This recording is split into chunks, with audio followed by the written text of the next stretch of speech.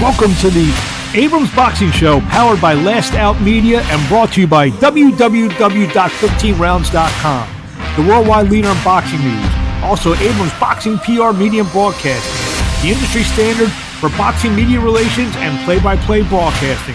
Also, check out www.abramsboxing.com, Abrams Boxing on YouTube, as well as M. Abrams Boxing on Twitter and Marc Abrams Boxing on Instagram.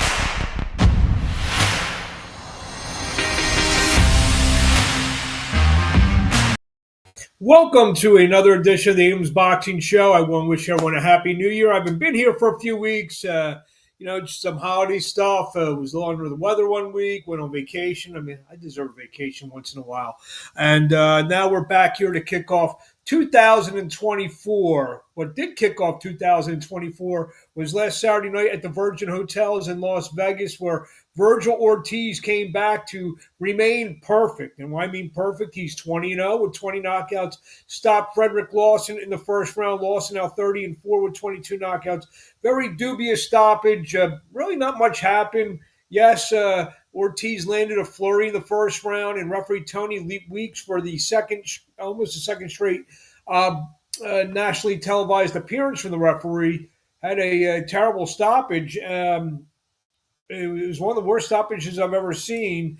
Ortiz was coming back after a 17-month layoff, and you can't tell if he looked good or not. The stoppage came at 2:43, but Virgil Ortiz, who made his debut in the over the weight limit 154-pound division, got the victory and got his hand raised. In the co-feature bout, Ismael Barroso scored a upset victory over O'Hara Davies, who was making his United States debut in a bout for the interim WBA 140-pound title. Barroso, who got screwed by Tony Weeks the end of 2023 with a quick stoppage in a fight that he was dominating, comes back. He hurt Davies early, dropped him twice. No question about this stoppage, though, as Ismael Barroso, the 40-year-old from Venezuela, is the interim WBA champion, so he will be in line for a big fight as well. Let's see here. We'll see what we got next here. WBA super flyweight champion Kazuto Ioka had a great performance in stopping. Who did he stop? Josbar Perez in Tokyo, Japan, in round 7 of their fight that took place last week. I think that was the last fight of 2023. This week we had some good fights coming up. The main fight will be Saturday night in Canada. Artur Beterbiev, 19-0, 19 knockouts, trying to, equal Virgil Ortiz to go 20 with 20 knockouts. Will defend his WBC, WBO, and IBF world titles against the former super middleweight world champion Callum Smith, 29-1 with 21 knockouts. That will take place on ESPN from Quebec City, Canada. I like Beterbiev in the fight. Late round stoppage. I think it's a good fight. Callum Smith is a good fighter. His only loss was Canelo Alvarez in a fight that really didn't do much. I hope Smith doesn't do well. If he does what he did against Canelo Alvarez, he can get hurt in that fight, because Beterbiev is obviously he's a ruthless assassin in there. Another fight on the card, the WBO bantamweight champion Jason Maloney will take on Saul Sanchez. Maloney 26-2. Sanchez vying for a world title at 20-2, 12 knockouts. Also Saturday on the card, WBC and WBA number 1 ranked, IBF number 3 ranked, super middleweight world Christian and Billy 25-0, 21 knockouts, faces Rohan Murdoch 27-2 with 19 knockouts. Also this week, the Zone has picked up a fight from Abu Dhabi that will feature Musa Galoum 20-1 with 12 knockouts, taking on Lunga Sitimela 15-1, 9 knockouts. That's the 10-round main event. Friday night, I'll be part of the broadcast team in Philadelphia. Christian Cardo, 21-13 knockouts, takes on Ardin Diali, 35-18-4, 17 knockouts. That will take place at the Live Casino in Philadelphia, right by the stadiums down there.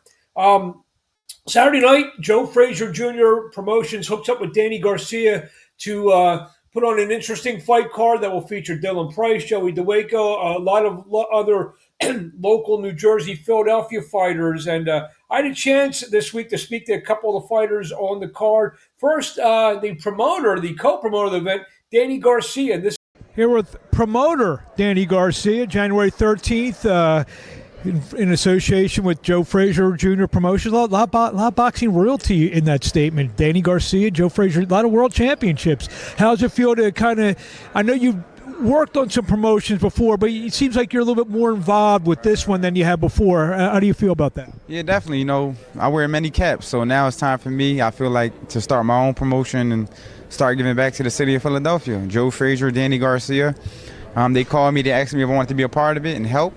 And definitely, why not? Anything for Joe Frazier, and I feel like it's a good start to start my journey to being a promoter and helping young kids in Philadelphia become world champions. Well, there's a kid on the card who I know is real special for you. I know you and Joey DeWaco have been friends since you guys were like 2 years old, I guess, and he's fighting on your card. What's that mean to you? You know what's crazy? I think I was the first person to ever spar Joey. Oh, wow. Yeah, when he first started, I sparred Joey first. Joey's my friend. Chubby kid. Oh, that was 200 pounds ago for him. Right.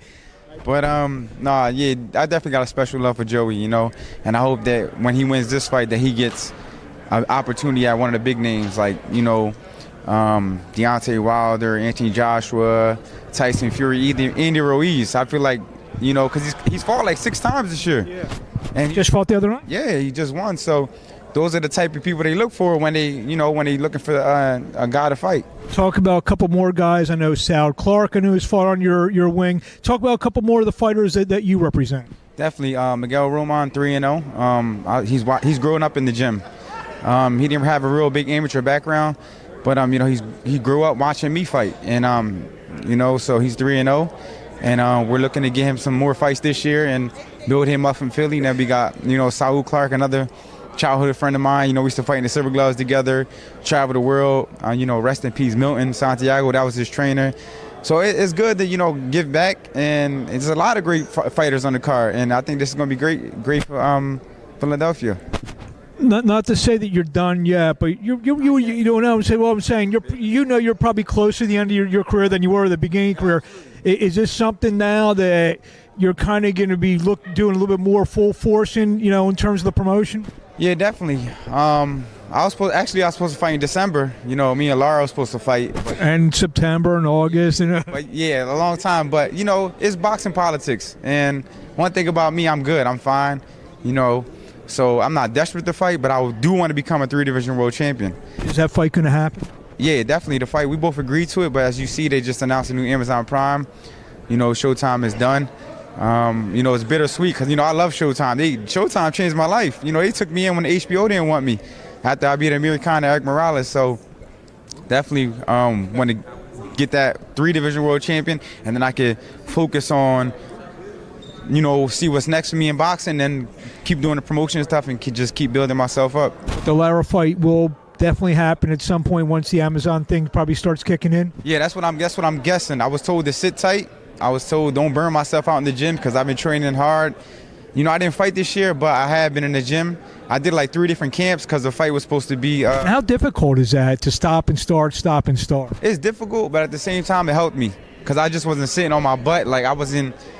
You never know because, you know, I'm 35. You got to stay in the gym. You got to stay ready at this age. You don't want to take a year off doing nothing. The next you know, you lose a step. So I think it was perfect for me, actually. It worked out. It forced me to be in the gym. It forced me to be dedicated. You're making me feel old because I remember when you were like 17, 18 years old, saying you got kids and all night. You're making me feel old. Another kid on the way. I see that on the gram. 3 kids total. And plus, you know, all the young kids in the gym that I mentor. But we look forward to January 13th down at Boardwalk Hall in Atlantic City, and with your promotion, and we'll be keeping our ears to the ground to see if you and Mr. Lara get it on sometime in 2024. Oh, for sure. I'm excited. I can't wait. As usual, Danny, thank you. All right, thank you. Danny Garcia, the 2-division world champion. promoting a fight that will be headlined by Dylan Price. Dylan, the bantamweight, is on the cusp of a big fight, taking on a fighter named Mendoza, a very real veteran fighter out there. I had a chance to talk to Dylan Price, and this is what he said. Here with Dylan Price, who on January 13th gets back in the ring, not far from your home in Jersey, in Atlantic City. How you feeling? We're about a month or so out. Right. No, I feel great. I actually been training for about 3 months now. I was supposed to fight back in November, so I'm just excited to get back in the ring. Talk about fighting on this card. You promoted by Danny Garcia and Joe Frazier Jr. It's I guess a pretty good motivation. A lot of boxing royalty going to be in the house on January 13th. No, it's super motivated. I'm super motivating. I'm super excited. I'm just looking to put on a show, Mark. So we got January 13th. I know you're knocking on the door of bigger opportunities. I know you're not looking past your fighter Mendoza. Before we get that, to give me a brief scouting report on your opponent. I just got him today, so I didn't even get a chance to check him out. But I'll go home, check him out, and my dad will figure out the game plan, and I'll execute it to a T. I know there's some fights being talked about, fights maybe in the area, big names in Philly possibly. We're not going to mention any names because we don't. But is those the type of fights that you need to, really put the world on notice about, what you've done? Obviously, you're undefeated, and like I said, just knocking on the door of a big opportunity. Right. Not only are those the type of fights I need, those are the type of fights I want.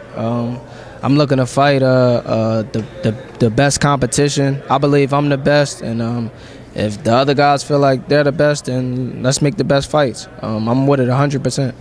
Any names you want to talk about or now? Anybody in the 118-pound division can get it. I tried, guys. You'll have to keep your ears open for that. What do you want to say to the fans in closing before we see you on January the 13th at Boardwalk Hall in Atlantic City? For those that are following me, I appreciate you guys, and for those who don't know who I am, you'll find out January 13th. It's Dylan, Dylan, the real Dill Price. We'll see you January 13th. See you January 13th. Thank you. Thanks, man. Let me just shut this off. Bantamweight contender Dylan Price joining us. We'll be headlining live this Saturday night, Boardwalk Hall in Atlantic City, and just found out, like literally moments ago, live on BXNG TV. So maybe I'll be on the call possibly Saturday night. We're part of the broadcast team. Saturday night, Boardwalk Hall in Atlantic City. Like we said, Friday night in Philadelphia with Christian Cardo. Saturday night in Boardwalk Hall in Atlantic City. 2 bantamweight fighters from this area. Interesting. They both win. Interesting. Very, very, very interesting. It's a fight that's been talked about for a little while here in these parts of the world with Dylan Price and Christian Carr. It's a fight I know this area would see, and it would pack venues and all kinds of stuff. So let's see how they both look this Saturday night. Speaking of Saturday night, this was some of the news of the week. Former unified welterweight champion Errol Spence Jr. is recovering from cataract surgery. Surgery said he needed before his Terrence Crawford fight. Obviously, he's had eye problems dating back to his car accident several years ago. So he finally got the cataract surgery. He's going to, I don't know if it's going to push back the fight with Crawford or even postpone it indefinitely. So we shall see what's next for the former welterweight champion of the world, Errol Spence Jr. Julio Cesar Chavez Jr. was arrested for illegal possession of an assault rifle this last weekend in Los Angeles. Cops were called by a concerned fan who believed the boxer may be a danger to himself or others. TMZ Sports learned that the 37-year-old former middleweight champion was taken into custody by the Los Angeles Police Department after Jr. permitted responding officers to enter his home, and they located the illegal rifle. WBO 140-pound champion Teofimo Lopez will defend his world championship against Jermaine Ortiz. That will take place Super Bowl week, the Thursday before the big game in Las Vegas at the Michelob Arena inside the Mandalay Bay. Lopez 19-1, 13 knockouts. Ortiz 17-1-1, 8 knockouts. ESPN will televise the doubleheader. We'll see Keyshawn Davis take on Jose Pedraza in an exciting co-feature bout. Lightweight bout, step-up bout for Keyshawn Davis. Golden Boy Promotions has signed former U.S. Olympian and former unified world champion Jose Ramirez to a promotional deal. He now enters the junior welterweight division, especially on the Golden Boy side, where you have Ryan Garcia. You got Ismael Barroso. I think Ismael Barroso. No, he may be with PBC. But O'Hara Davis, who just got knocked out by Barroso. Arnold Barbosa. So there's a whole list of 140 pounders. I know they're going to try to get the biggest fights for Ramirez. Ramirez said on his interview he wants everybody. He wants Lopez. Supposedly a fight was offered with Lopez that, depending who you asked, maybe Ramirez turned down. Maybe the money wasn't enough. Who knows? But Jose Ramirez, any event, is now with Oscar De La Hoya and Golden Boy Promotions. A fight between former heavyweight champion of the world, Anthony Joshua, and former MMA heavyweight champion, UFC heavyweight champion, Francis Ngannou, has been confirmed for March. I believe it's going to be March 9th in Riyadh, Saudi Arabia, same place where some of these big events have been happening over the past, I'd say, year. We'll see Tyson Fury take on Alexander Usyk over there in February. Just had that big day of reckoning in December with that big pay-per-view event that took place. And Ngannou will now take on Anthony Joshua, what will sure be a big event. I'm sure they're going to put on a terrific undercard. So I look forward to that fight in mid-March. Heavyweight contender Jarrell Big Baby Miller was arrested and charged with carjacking without a firearm or weapon, burglary, and with assault and battery after taking back a vehicle that was repossessed.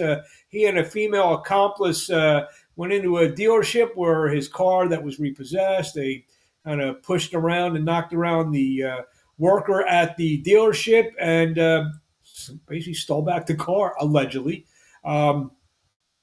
So, according to news in Miami, this took place in Hollywood, Florida. The 330-pound Miller overpowered the employee to get the keys and fled on the vehicle. Unbeknownst to Big Baby Miller, the vehicle had a tracker on it, so they easily found the vehicle and arrested Miller. And he was released, I believe, on bail, but he's got some legal issues to deal with very in the future.